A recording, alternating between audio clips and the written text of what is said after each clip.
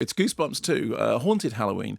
You remember we reviewed the first Goosebumps, which is based on the Stein books, and for ages and ages there'd been this long production history. Tim Burton was going to do it. There was a Scott Alexander and Larry Karaszewski script that they end up getting a story credit on the movie, which finally appeared. Which was a couple of years ago, and it's a sort of poltergeisty romp, and Jack Black plays Stein, and who's written the books, and his stories come to life when the books get unlocked and they're open, and that was kind of enjoyable. It was a big hit in America, and when I was reviewing it, I said what was nice about it was that it had a sort of creepy feel to it. It had that that kind of poltergeisty edge to it. It was fun, and it was in lots of special effects, but it was kind of charming and strange. Anyway, now along comes a sequel. In the sequel, kids stumble across an unfinished Stein manuscript that they find in a creepy haunted house. It's locked. They open it. And because it's unfinished, it's a story which can hopefully start writing itself, because here comes old talking mannequin. And you remember we were talking before about how ventriloquist dolls, they are scary. They're like clowns. There's nothing you can do about it.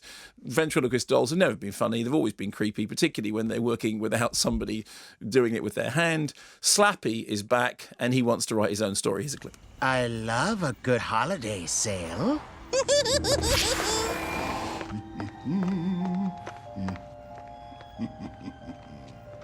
Hello, old friends.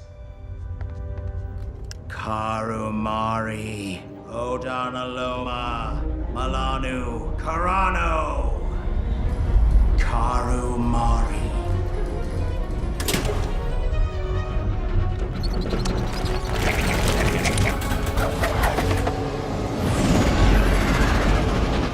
I do want to say Uvavu. Good. I'm glad you got that joke. Anyway, so the problem with this is, because the first one was better than I expected, I think I went in with higher expectations or hopes for the second one, and ended up a lot more like, So it's, there's lots of special effectsy stuff. There's marauding mummies, and there's talking pumpkins, and there's monstrous bitey gummy bears. But what there is an absence of is magic.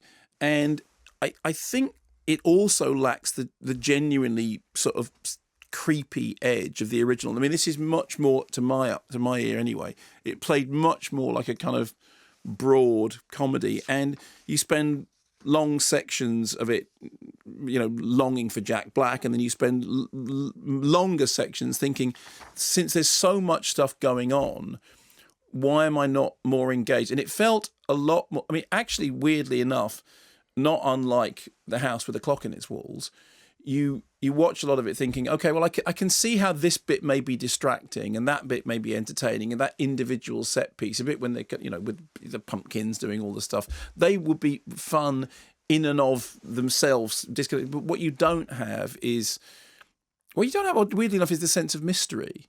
And I think that's the odd thing. You don't have that sense of mystery. You don't have that sense of magic. So it's not terrible. It's just... there's a couple of good jokes in it. There's one good joke about it, which I did laugh out loud and then caught myself by surprise when I did. But other than that, it felt very mechanical and very perfunctory. Not awful by any means. I'm sure that people will find it pleasantly distracting, but it doesn't have the charm of the original.